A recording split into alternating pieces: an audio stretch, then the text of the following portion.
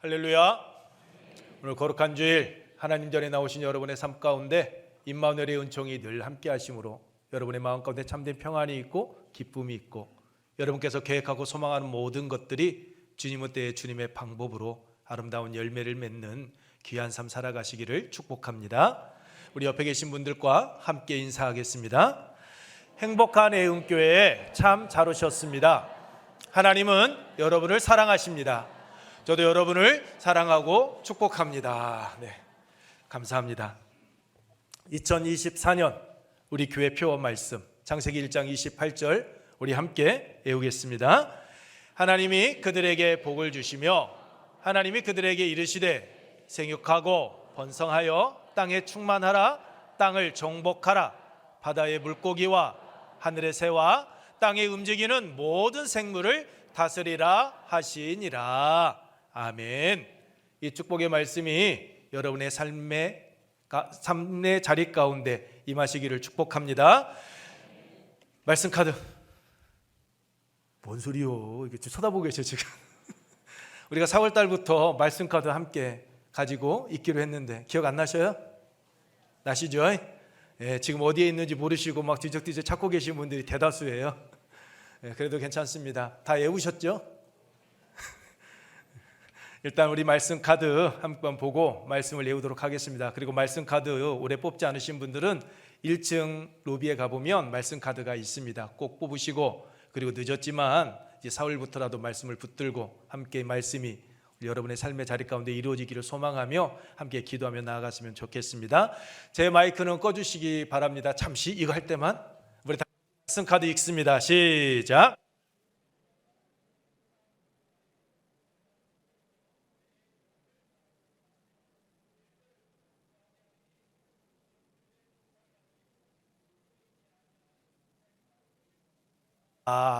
아멘.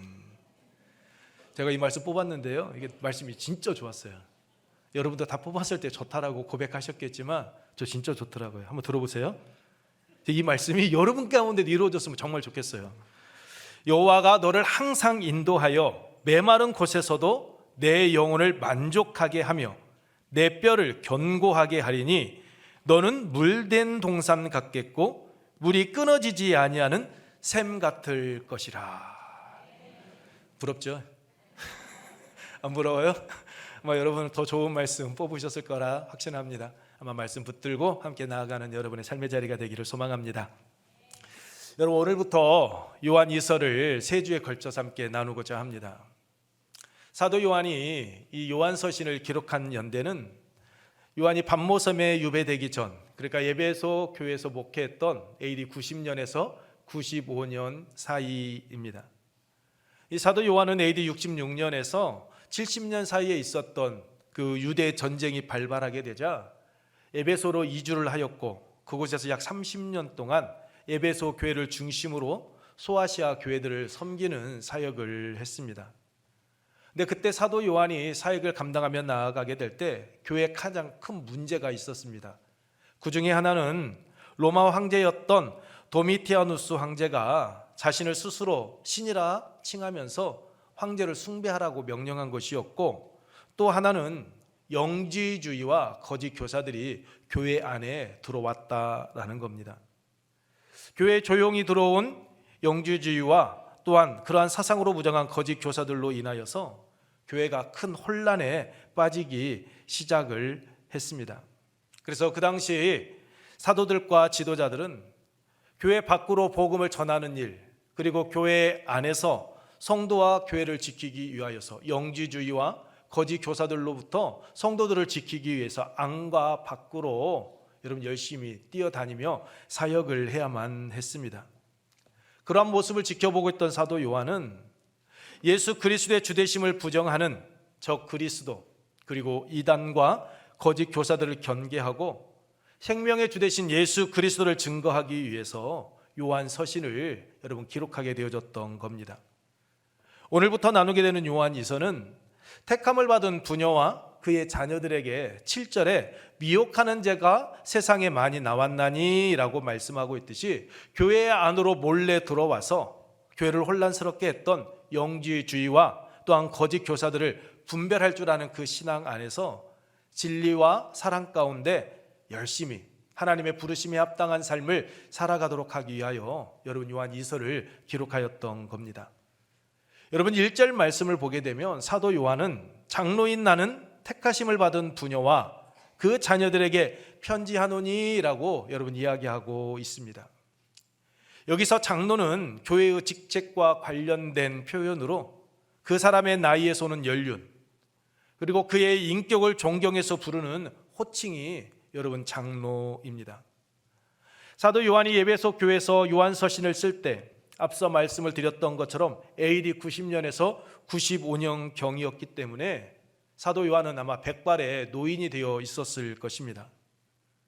즉 에베소 교회에서 목회자로서 장로라는 그 칭함을 듣기에 적합한 그 연륜, 그 인격을 소유하고 그 초대교회 교회를 여러분 잘 다스리고 있었던 겁니다. 교회 어른이었던 사도 요한은 영지주의자들에 의하여 혼란을 겪고 있던 초대교회 그 상황들을 보면서 하나님의 택하심을 받은 부녀와 그의 자녀들에게 편지를 여러분 쓰고 있다라고 말을 합니다. 여기서 택하심을 받은 부녀와 그의 자녀들이라는 표현은 어느 하나님께서 한 사람을 택하여 주셨던 그 여인 그리고 그의 자녀들을 이르는 말이 아닙니다. 이 부녀들과 자녀들이라는 말은 여러분 상징적인 표현으로서 어느 교회와 그 교회에 속한 성도들을 일컫는 말입니다. 하나님께 택함을 받은 교회를 택하심을 받은 부녀로, 그리고 교회를 섬기고 있는 교회 구성 안으로 들어온 그 교인들, 성도들을 그의 자녀들이다라고 여러분 표현을 하고 있는 겁니다. 그러니까 사도 바울이 교회를 얼마나 또한 그 성도들을 사랑하고 있는지를 지금 표현을 부녀들, 자녀들이라는 이 표현을 통하여서 지금 이야기하고 있는 겁니다. 택하심을 받은 부녀와 자녀들, 이들은 다른 사람 아닙니다. 예수 그리스도를 나의 구주로 믿고 고백함으로 하나님의 자녀가 되고 죄사함의 은혜를 통하여서 저 천국에 대한 소망과 확신을 가지고 살아가는 그 모든 그리스도인들을 칭합니다. 그러니까 이 부녀와 자녀들은 오늘 우리 예은교회를, 그리고 오늘 이 자리에 나와 예배 드리고 계시는 여러분 한 분 한 분들을 향한 여러분 부름이다라고 받아들이면 되겠습니다.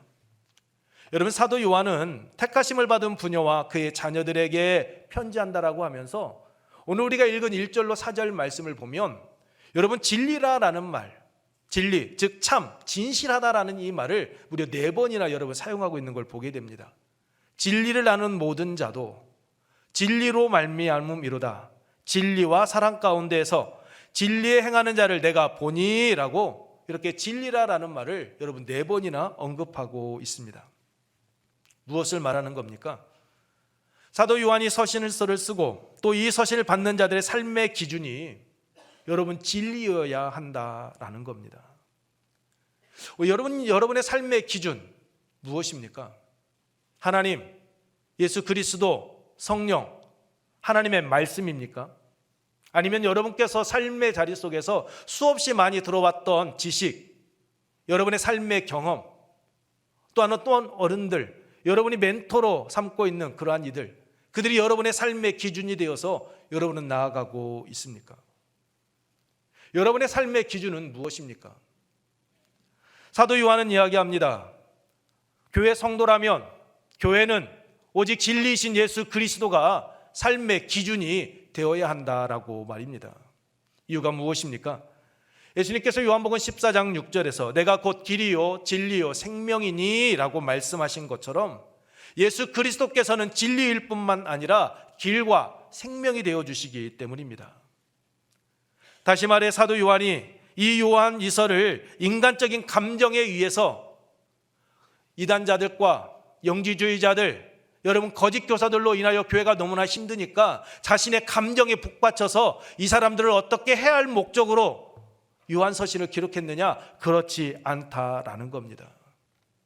진리이신 예수 그리스도, 그분에 대해서 바르게 알고 그분을 삶의 기준으로 삼고 그분의 부르심에 합당한 삶을 살아가도록 하기 위하여서 생명의 길에서 결코 어그러지지 아니하고 주님의 부르심에 합당한 그런 믿음의 길을 걸어가도록 하기 위하여 지금 이 요한서신을 기록하고 있다라는 것을 지금 말씀하고 있는 겁니다. 진리이신 예수님은 당신께서 말씀하신 것과 같이 구원에 이르는 유일한 길이요 생명이 되시는 분이시기 때문입니다. 그렇습니다. 우리가 주님의 택하심을 받은 자라면 우리의 삶의 기준은 분명해야 합니다. 그 기준은 다른 것 아닙니다. 바로 예수 그리스도. 우리를 위하여 이 땅에 오셨고 우리를 위하여 기꺼이 당신의 몸을 내어주신 예수 그리스도, 그 십자가의 사랑, 그 십자가의 죽음, 예수님께서 우리에게 보여주셨던 그 삶의 흔적이 우리 삶의 기준이 되어서 우리는 하루하루 살아가야 한다라는 겁니다. 왜 그렇습니까? 예수님께서는 히브리서 13장 8절 말씀과 같이 어제나 오늘이나 영원토록 동일하신 분이시기 때문입니다. 야고보서 1장 17절 말씀처럼 회전하는 그림자도 없으신 분, 변함이 없고 거짓이 없고 언제나 참되신 분, 진실하신 분, 그분이 바로 우리가 구주로 믿고 있는 예수 그리스도이시기 때문입니다. 그래서 예수님께서 길이 되시는 겁니다. 죽음의 길에서 생명의 길로 나아갈 수 있는, 하나님께 나아갈 수 있는 유일한 통로, 복의 근원이 되어 주시는 것입니다.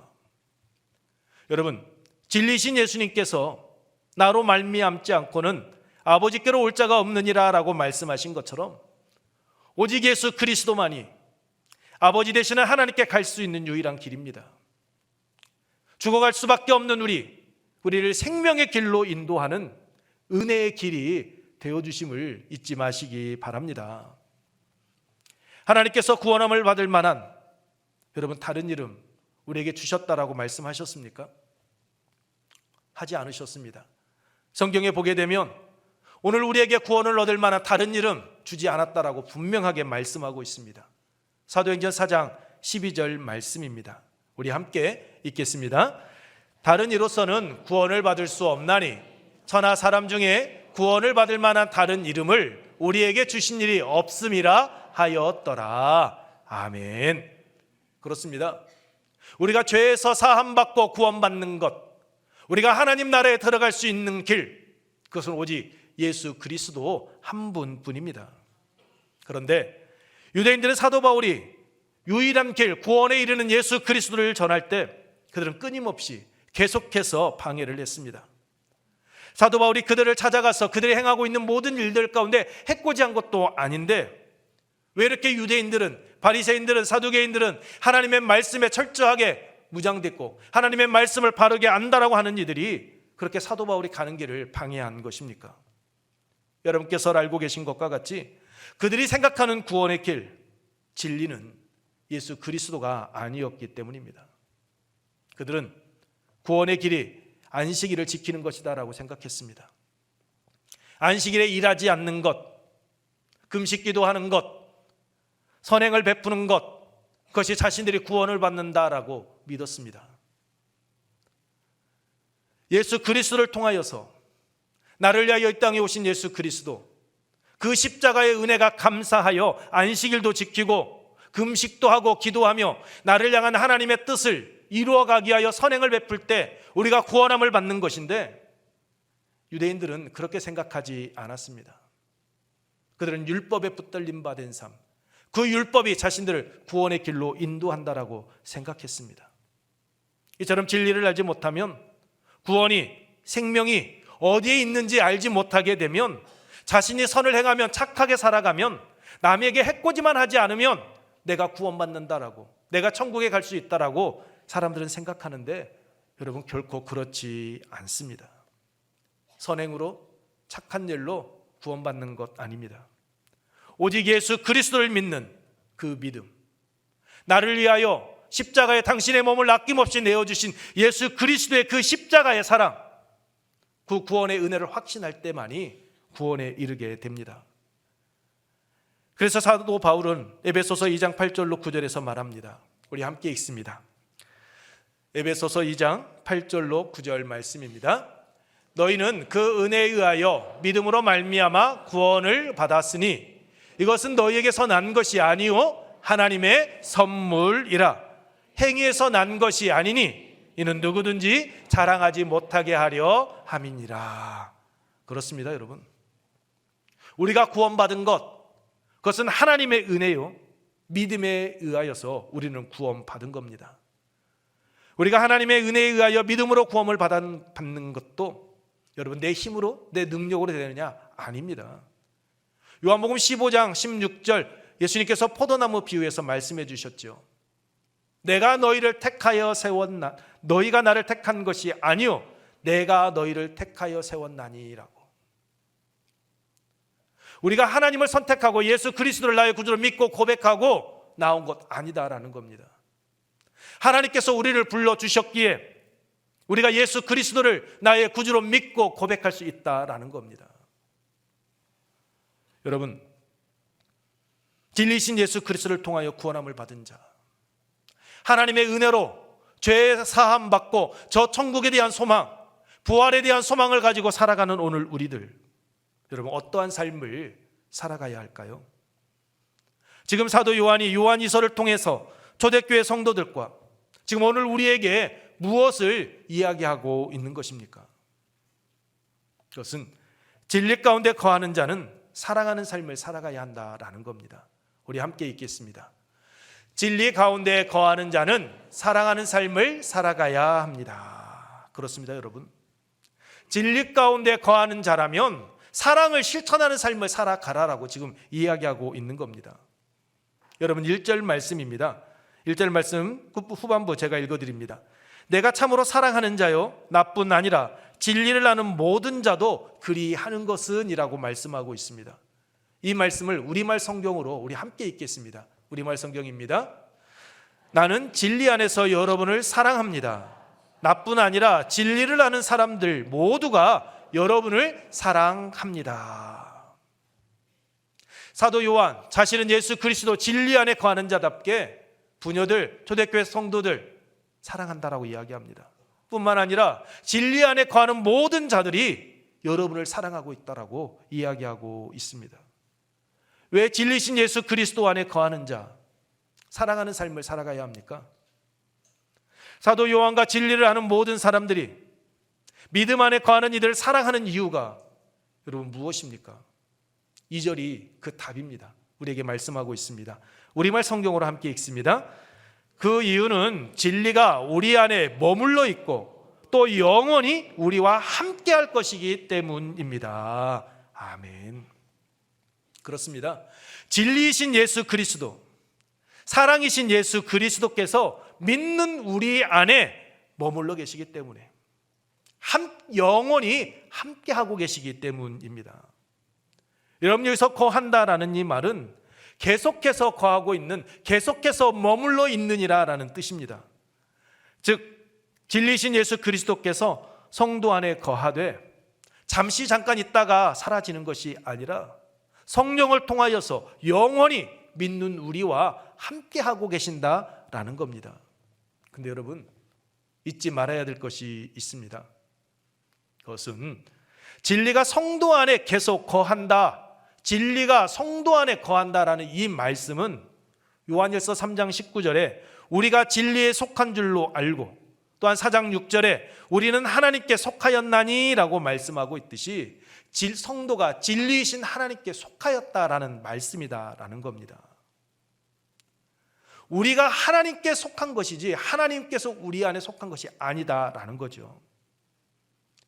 여러분 우리는 하나님께 속한 자입니다. 그러면 우리의 삶의 자리에서 사랑이 흘러나와야 됩니다. 왜요? 요한일서 4장 8절 말씀과 같이 하나님은 사랑이시기 때문입니다. 사랑이신 하나님께 속한 자, 그 사랑이신 하나님과 함께하는 자들은 사랑하는 삶을 살아갈 수밖에 없다라는 겁니다. 여러분 제가 금요일 날은 감자탕을 먹고 어제는 부대찌개를 먹었습니다. 그런데 여러분 제 몸에서요 어떤 냄새가 났을까요? 그 찌개 냄새가 많이 나더라고요. 그래서 사무실에 오자마자 그 냄새 없애려고 페브리즈를 뿌렸습니다. 그 냄새 없어지고 바로 지금까지 페브리즈 냄새 날까요? 아니더라고요. 그 냄새는 잡았습니다. 근데 페브리즈의 그 향기로운 냄새는 사라져 버렸습니다. 뿌렸던 그 향수 오래가지 않더라고요. 시간이 지나니까 사라져버리고 말았습니다.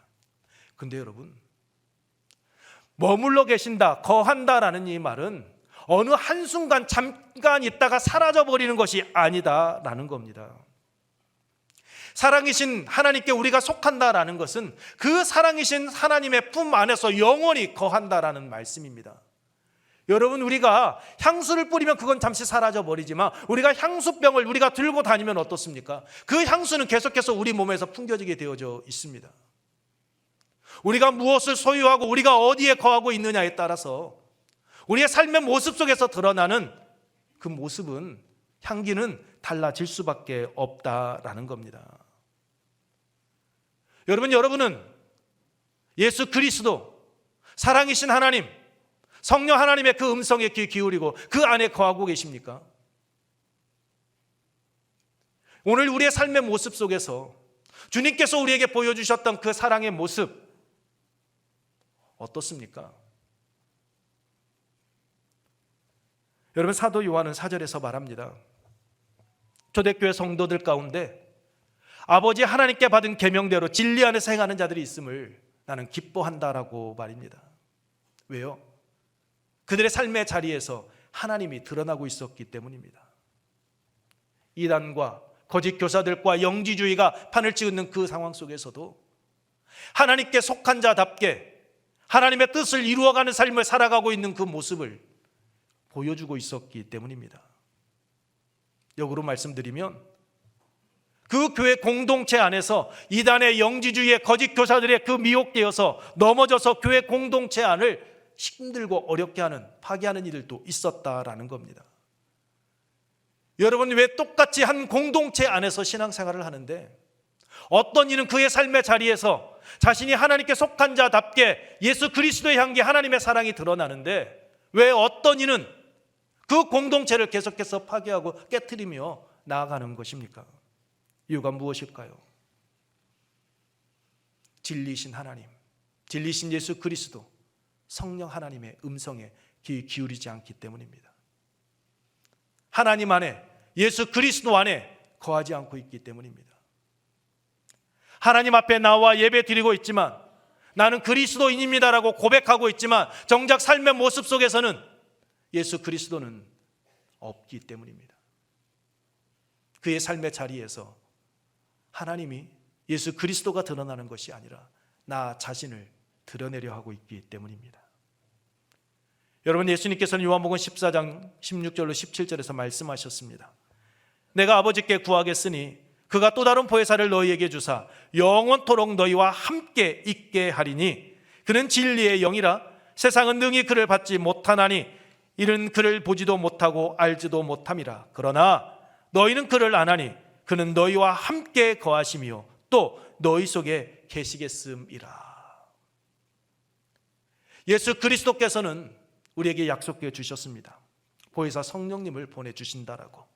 그리고 그 보혜사 성령님은 오늘 우리와 함께 하시고 우리 속에 계신다라고, 우리가 그 안에 거하고 있다라고 말씀해 주셨습니다. 여러분, 진리의 영, 즉 보혜사 성령은 예수 그리스도의 영입니다. 예수님의 영이신 성령 하나님은 예수님께서 택하신 자들, 예수님께서 사랑하시는 자들과 함께하고 계십니다. 그들 속에 거하시며 진리 가운데에서 아름다운 열매를 맺을 수 있도록 성령을 통해서 힘과 능력을 더하여 주십니다. 하지만 주님의 영이 함께하지 않는 자들, 그들은 진리를 안다라고 하고 있지만, 예수 그리스도를, 하나님을, 말씀을 알고 있다라고 하지만 그들 안에서는 사랑의 역사는, 열매는 맺혀지지 않습니다. 오히려 그들은 사랑이라라는 이름으로 아픔과 상처만 줄 뿐입니다. 사랑이라라는 이름으로 그가 속한 공동체 깨트리고 나아갈 뿐입니다. 오직 진리의 영, 성령의 영이 함께하는 자만이 그의 삶의 자리에서 온전한 사랑을 실천할 수 있습니다. 여러분, 진리이신 예수 그리스도를 바로 알지 못하면, 진리이신 예수 그리스도께서 나와 함께하고 계심을 깨닫지 못하면 우리는 바르게 사랑 실천할 수 없습니다. 왜요? 진리 예수 그리스도, 그 사랑은 함께 가기 때문입니다. 그래서 사도 요한은 3절에서 말합니다. 3절 말씀 우리 함께 읽습니다. 은혜와 긍휼과 평강이 하나님 아버지와 아버지 아들 예수 그리스도께로부터 진리와 사랑 가운데서 우리와 함께 있으리라. 아멘. 하나님의 은혜, 긍휼, 평강이요, 진리이신 예수 그리스도, 사랑이신 하나님, 그 가운데서 함께하고 있다라고 이야기합니다. 여러분, 하나님의 평강, 하나님께서 주시는 긍휼하심, 하나님께서 베풀어 주신 이 구원의 은혜가 오늘 여러분의 삶 가운데, 오늘 우리 예은교회 가운데 늘 함께하기를 소망합니다. 진리이신 예수 그리스도, 사랑이신 그 하나님의 은혜 가운데 우리와 늘 함께함으로 우리의 삶의 자리가 어제보다는 오늘이, 오늘보다는 내일이 더 복 있는 삶이 되기를 소망합니다. 예수 그리스도의 붙들어 주심 속에서 은혜와 평강을 누리는 우리의 은혜 가족들의 삶의 자리가 언제나 항상 기쁨이 있고 감사가 넘치고 그것을 흘려보내는 복의 통로 되기를 주님의 이름으로 축복합니다.